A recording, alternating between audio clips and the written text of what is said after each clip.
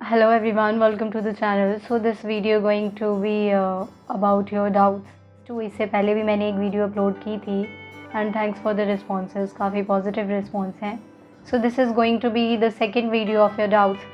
So let's start with the video. So the first question is by anonymous. तो ये login password वगैरह ये भूल गई हैं एंड फिर दोबारा आपने 6 डिजिट टाइप हो रहा है. अगर 6 डिजिट ही टाइप हो रहा है तो हो सकता है कि आप फ़ोन पे तो नहीं कर रही हैं टाइप. एक बार आप लैप या मैक है तो आप उस पर करके देख लो, या फिर जब टाइम नॉर्मल हो तो आप उस टाइम में करके देखो, क्योंकि होता है कई बार जब सर्वर बहुत ज़्यादा बिजी होता है तो वो टाइप वगैरह नहीं होता, या फिर आपने बहुत बार ट्राई किया होता है तो आपका फ़ोन वगैरह भी हैंग टाइप हो जाता है, तो वो आगे फॉर्म प्रोसीड नहीं होता.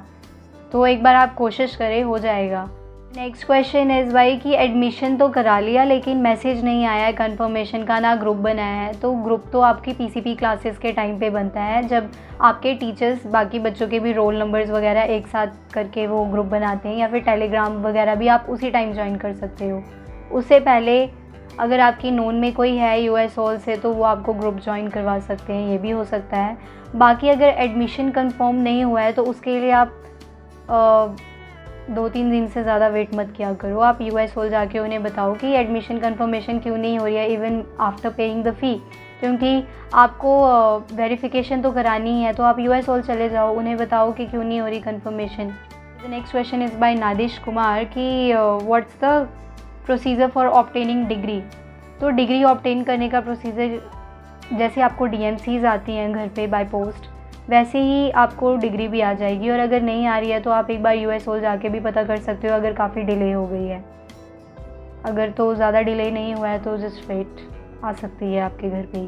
Next question is by Jyotika Dogra कि रजिस्ट्रेशन को कैंसिल करने का प्रोसेस क्या है. सीडीओई की जगह, ओके, प्राइवेट की जगह सीडीओई कर दिया है तो आप फ़ी पे मत करो, या फिर लॉग आउट कर जाओ. वहाँ पे एक लॉग आउट का ऑप्शन होता है, आप उसे भी कर सकते हो. तो उससे लॉग आउट हो जाओगे, रजिस्ट्रेशन कैंसिल हो जाएगी और don't pay the fee at all. Procedure होगा ही नहीं फर्दर, बस वहीं पे रुक जाएगा सब कुछ.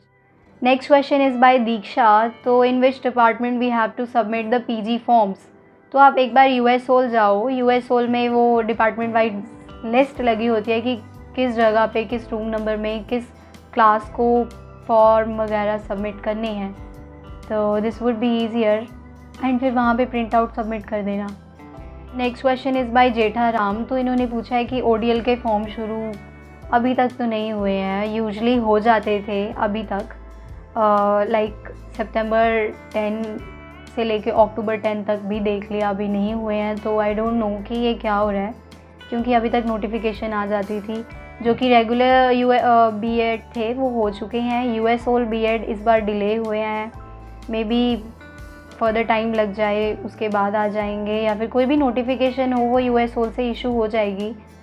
आई डोंट नो ये यूएस हॉल क्या कर रही है, पहले तो आ जाती थी. क्वेश्चन इज़ बाय सुरेंद्र पाल. तो ये कह रहे हैं कि इन्होंने एडमिशन जो थी सेकेंड ईयर बीकॉम में पीयू में करनी है एंड पीयू एफिलिएटेड से फर्स्ट ईयर करनी है. तो येस, आपको डीएमसी तो सबमिट करनी पड़ेगी ना, क्योंकि उन्हें प्रूफ भी तो चाहिए कि आपने फर्स्ट ईयर यानी फर्स्ट एंड सेकंड सेमेस्टर दोनों कंप्लीट कर लिए हैं.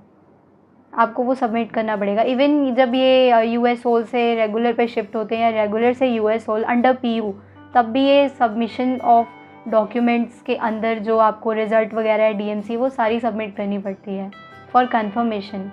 अच्छा है कि कंफर्मेशन मिल जाएगी, आपको सब सबमिट करना पड़ेगा. फिर next question is by high on life.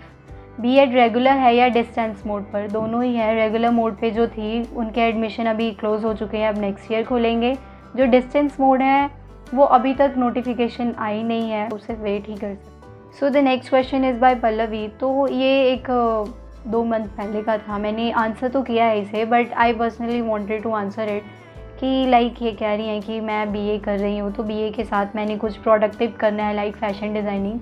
तो ये एक अच्छा डिसीज़न भी है, क्योंकि बीए सिर्फ बीए ही नहीं, BA, BSc, BCom, even BCA भी, जितने भी बीबीए भी, तो और कुछ रह गया हो तो आप वो भी इंक्लूड कर लेना. तो सिर्फ कोर्सेज करना ही इम्पॉर्टेंट नहीं है, इनके साथ आप कुछ प्रोडक्टिव करें तभी अच्छा है. बिकॉज़ कंपटीशन इतना ज़्यादा है, नथिंग इज़ वर्किंग. एंड अगर सिर्फ एक ही चीज़ के भरोसे चलोगे तो nothing will work. So fashion designing is good thing अगर आप इसे परस्यू कर रहे हैं। अपने आप में ही ये बहुत फैसिनेटिंग फील्ड है।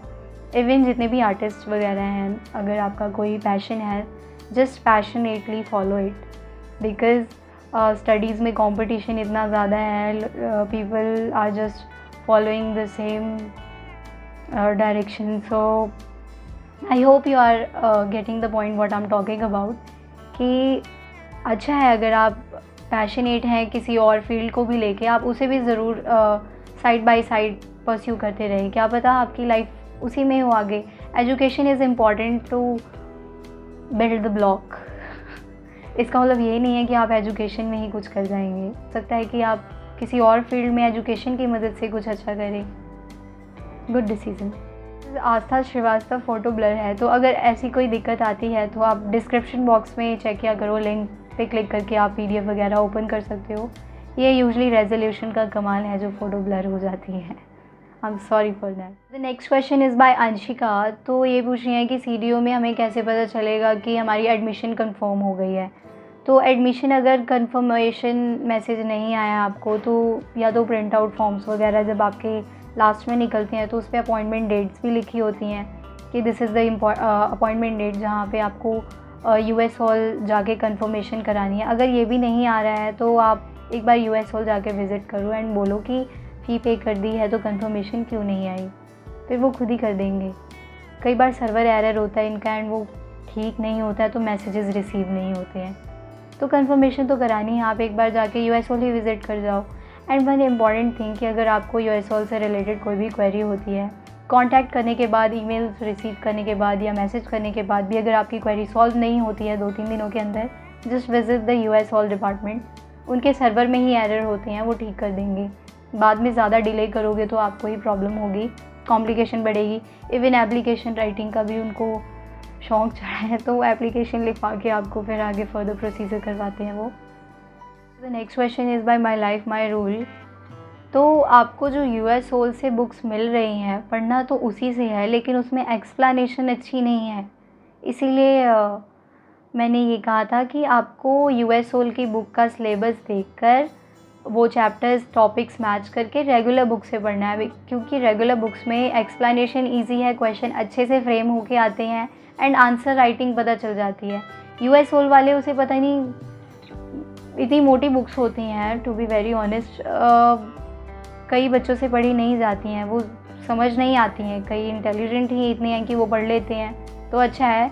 एंड जो मेरी तरह है नहीं पढ़ पाते, वो प्लीज़ आप रेगुलर बुक्स को कंसिडर करो, उसी से पढ़ लो। एंड रही बात एग्ज़ाम एंड सिलेबस की, तो आप previous year question papers check कर सकते हो, जो कि मैंने कुछ ऐप्स वगैरह बताई हैं इससे प्रीवियस वीडियो में। एंड टॉकिंग अबाउट सिलेबस, तो सिलेबस के लिए आप PU सिलेबस करके सिलेबस की PDF डाउनलोड कर सकते हो, आपको पता चल जाएगा पर सेमेस्टर क्या सिलेबस चल रहा है। Next question is bye Sanjay कि जो रेगुलर वाले के क्वेश्चन पेपर हैं वो CDOE के सेम आते हैं। Yes, both are same. जो पुराना करिकुलम है उसके अकॉर्डिंग दोनों सेम है। अभी जो न्यू एजुकेशन पॉलिसी 2024 में 2020 में वाली इम्प्लीमेंट हुई है अभी, उसके अकॉर्डिंग हो सकता है कि अगर बुक्स चेंज हो तब क्वेश्चन पेपर डिफरेंट होगा। अगर बुक्स सेम रहेंगी तो क्वेश्चन पेपर में कोई डिफरेंस नहीं होगा। So the next question is bye लादा क्लेरिकल, जो कि कह रहे हैं कि SGGC में उनका एडमिशन हो रखा था 3rd ईयर, वो US हॉल में शिफ्ट होना है उन्हें, एंड ऑप्शन नहीं आ रहे क्योंकि आप ओल्ड स्टूडेंट पे क्लिक कर रहे हो, इसलिए ऑप्शन नहीं आ रहे हैं। अगर आप पहले से US हॉल में हो तब आप ओल्ड स्टूडेंट हुए। If you are enrolling for the first time then you are the new student. तो आप न्यू स्टूडेंट की तरह रजिस्ट्रेशन करो, उस पर क्लिक करके, तब आपको ऑप्शंस आ जाएंगे और बाकी की जो डॉक्यूमेंटेशन होगी प्रीवियस, वो आप सबमिट कर सकते हो कि आप माइग्रेट कर रहे हो। I hope this is clear. तो the next question is by Dev Mehta, जो कि कह रहे हैं कि फर्स्ट ईयर रेगुलर के बाद डिस्टेंस में शिफ्ट होना ईजी होता है या डिफ़िकल्ट। तो डिफ़िकल्ट तो नहीं होता, ईजी होता है। इवन आप जब US हॉल से रेगुलर में शिफ्ट होते हो तब भी डिफ़िकल्ट नहीं होता, वो भी हो जाता है। काफ़ी बच्चे गिरा लेते हैं, हो भी जाता है। That's for today. I hope this is clear to everyone. अगर आपको स्टिल नहीं समझ में आता है, आप एक बार वीडियो को दोबारा देखना, आपको समझ आ जाएगा।